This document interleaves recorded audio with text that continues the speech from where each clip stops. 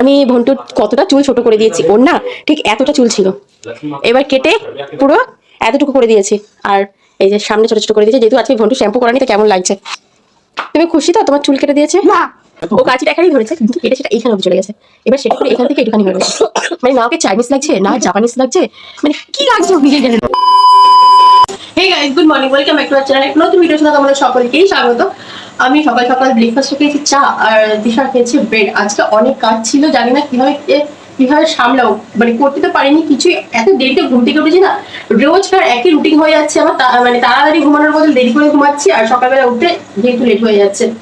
তো যাই হোক, আমি এখন ঘরের কাজগুলোকে সারবো, ঘরের কাজ সেরে তাড়াতাড়ি ওকে খাওয়াবো, ইভেন আমিও বেরোবো।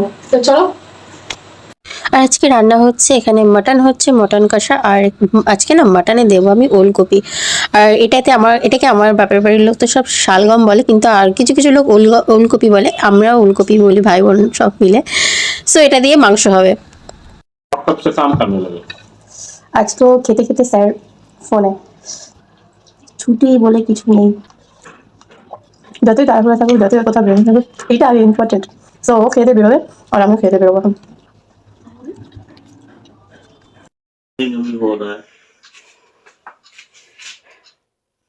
আমি বেরোচ্ছি ড্রয়িং ক্লাসের জন্য, আর অনেকটা সন্ধে হয়ে গেছে, প্রায় রাত হয়ে গেছে। যে মরা টুনটুনি উড়ে বেড়াচ্ছে, আর অনেকটা দেরি হয়ে গেছে। এই অ্যাক্সিডেন্টটা দিদি, শুধু অ্যাক্সিডেন্টটা দেয়। সো আর আমার এখনো চুলটা না নিয়ে দেখবো ভিজে, চপচপে ভিজে, জল পড়তে শুকোয়নি। এত মানে কি করবো, দেরি হয়ে গেল স্নান করতে। আর মাথা ঘষেছি না, রুমাল দাও একটা, মাথা ঘষেছি যার জন্য জল পড়ছে, এখনো শুকোয়নি।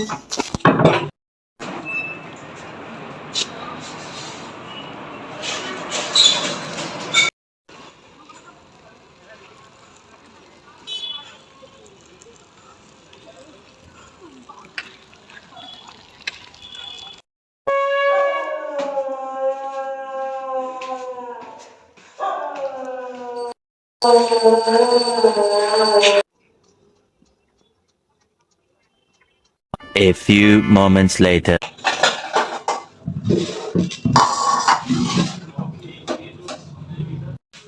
আমি এখন রান্নাঘরে ভাত বসিয়েছি, ভাত হয়ে গেছে, আর মাংসটাকে প্রেসার কুকার থেকে আজ একবার বাড়িতে রাখলাম। আর আমি এখন ভাত বসিয়েছি আমাদের জন্য, যেহেতু আমার ভাত দিয়ে আমরা মাটনটা খাবো রাতে, তাই। আর মা বাবা যেহেতু রুটিতে মাটন খাবে, মা রুটি করছে। সো আর আজকে না আমার জন্য বেশ আসলে মনটা ভালো, একটা বেশ আনন্দিত। আর সব থেকে আমি যে পারছি, মনটা কেন ভালো হবে না বলো? কেননা আমার মা দিয়েছে নতুন একটা ড্রেস পরেছি, প্লাস সকালবেলা একটা ডাইরেক্ট ছিঁড়েও ফেলেছি, সেটাও বেশি পুরোনো, সেটাও নতুন। আবার মানে এই বাড়ির মা, মানে আমার শাশুড়ি মা, সেও আমাকে আরেকটা নৈটিস সন্ধ্যাবেলা কিনে দিয়েছে। আবার কিনে দিয়েছে কারণ মা আমাকে নিয়ে আজকে বাজার যাওয়ার কথা ছিল। এবার আমি যেহেতু ড্রয়িং ক্লাসে, মা আমাকে ফোন করেছে 7টার সময়, দিবা তুমি কোথায়, কখন আসছো? আমি বলছি মা আমার 7টার সময় ফোন করে, আমি বলছি মা আমার জাস্ট 10 মিনিট লাগবে। মা বলেছে আমি তো 10 মিনিট বলে 10 ঘন্টা লাগিয়ে দিই। তো মা বলছে আরো ঠিক আছে, তাহলে হয়তো আর বেশি টাইম লাগবে। মা আমাকে দেখেছে আসতে, কিন্তু কিছু বলেনি। তন্ময়কে বলছে ওকে যাবে, তন্ময় বলছে ওইখানে তো এত ক্লাস করে ঘরে ঢুকে মনে হয় না যাবে। মা কি করেছে, একাই চলে গেছে বাজার। সো বাইরে থেকে এসে মা বলছে তুমি যেতে? হ্যাঁ আমি যেতাম, তুমি আমাকে বলোনি কেন? হ্যাঁ মা বলছে তন্ময়কে বললাম, তন্ময় এটা বললাম, দিয়ে একাই চলে গেছে। সো আজকে মা ওকে একটা গিফট দিয়ে নতুন নাইটি, ভালো হয়েছে নাইটিটা ছিল, দুটো দুটো নাইটি পেয়ে গেছি। দেখো তো কত মজা।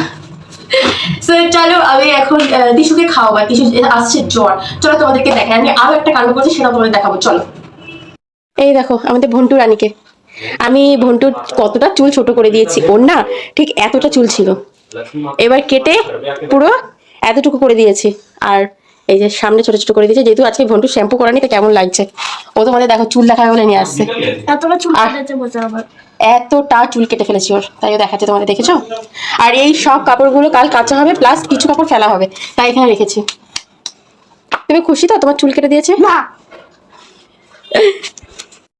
সো আমি ভন্টুর চুলটা কাটতাম না, জানো তো, তোমাদের একটা জিনিস দেখানো হয়নি। ভন্টু মাঝখান থেকে না নিজেই চুল কেটে ফেলেছে অনেকটা, ও লজ্জায় দেখাতে পারছে না, ও নিজে কেটে ফেলেছে, তাই জন্য আমাকে বাধ্য হয়ে চুল কাটতে হয়েছে।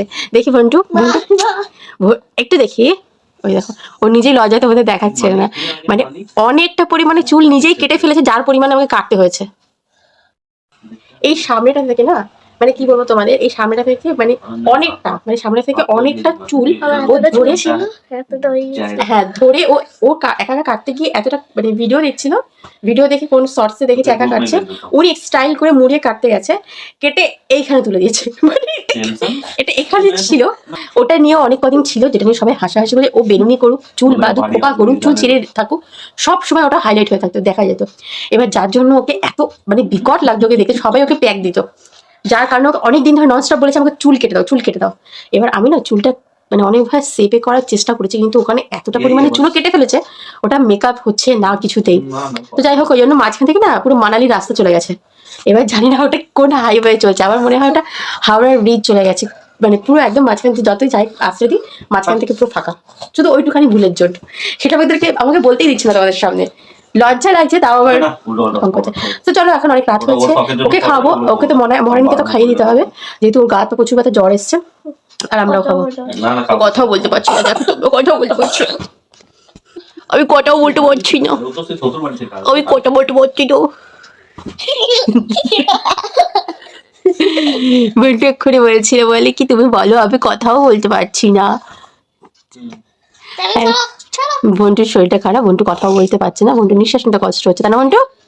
ঠিক আছে, ওরকম মিস্টেক হয়, ওরকম আমিও করতাম, চুল কাটতাম বলে আমাকে কতবার বেলমুন্ডি করে দিয়েছে নিচে আমার মা। আমার চুলে তো এমনি কেটেছিস, এত অসভ্য বিকট মেয়ে যে আমার চুল মানে বারবার কাটতে বলে উঁচু নিচু হয়ে, আমার চুল বারবার কাটতে হতো আমাকে। আবার ঈশ্বরের আশীর্বাদে আমার চুলটা খুব তাড়াতাড়ি বাড়ে বলে যেটা মেকআপ হয়ে যায়, কিন্তু এই মহারানীর চুল বাড়তে প্রচুর দেরি হয়, যার জন্য ওটা মেকআপ করতে হচ্ছে। আমি এখন বানাচ্ছি বন্টুর জন্য কাড়া, কেননা বন্টুর যেহেতু ঠান্ডা লেগেছে, গলা ব্যথা, আমার যখন ওই শ্বাসকষ্ট, গলা ব্যথা, আবার না চেস্টে সর্দি যাওয়ার প্রবলেমটা আছে, যার জন্য আমি খুব ভুগি। আর এই সেম স্বভাবটা বন্টুও পেয়েছে, বন্টুরও চেস্টে সর্দি যাওয়ার প্রবলেমটা আছে।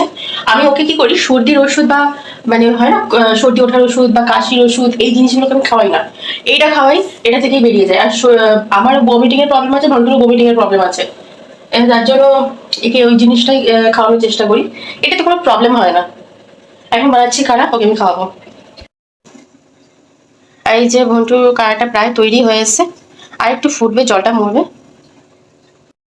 আর আমি আজকে একটু কোল্ড ড্রিঙ্কস খাবো বলে বায়না করেছি দরমার কাছে, আমার ভীষণ অস্বস্তি হচ্ছে, গা লাগছে, কষ্ট হচ্ছে, এই সমস্যাটা মানে হচ্ছে বলে আমি দরমাকে বলে আমাকে একটু কোল্ড ড্রিঙ্কস খাওয়াবে। ও বলছে হ্যাঁ ঠিক আছে, তারাও নিয়ে আসছে। কারণ আমি যদি একবারই সমস্যাটা বলেছি, তো হয় আমি জোয়ান খাবো, না কোল্ড ড্রিঙ্কস খাবো, কিছু খাবো, আর না এইটাই আশপাশ করতে করতে বমি করে দেবো। সো আমি এখন একটু পরে কোল্ড ড্রিঙ্কস খাবো, যদিও বা বমি করার ধাত হলে বমি হবেই, কিছু করার নেই, কিছুতে আটকাবে না, আমার বমিটা হয়েই ছাড়ে। সো তবুও মনের শান্তি। তন্ময় শুয়ে পড়েছে, অনেকটা রাত হয়ে গেছে, এই যে ভন্টু বসেছে, ভন্টুর জ্বর চলে এসছে, ভেবেছিলাম জ্বর আসবে কি আসবে না, আসবে কি আসবে না, কোথাও জ্বর মহারানী চলেই এসছেন। এবার ওকে আমি কাড়া খাওয়ালাম, ওষুধ খাওয়ালাম, এখন শুয়ে দেবো, তাও উনি শুচ্ছে না, বলছে আমার ভালো লাগছে না, তন্ময় ঘুমিয়ে পড়েছে, নাটকটা শুরু করছে। তো এখন ব্লগটা শেষ করবো, দেখা হবে অন্য কোনো ভিডিওতে, অন্যগুলো ব্লগে, ততক্ষণ ভালো থেকো, সুস্থ থেকো এবং চ্যানেলটা সাবস্ক্রাইব করে পাশে থেকো, বাই।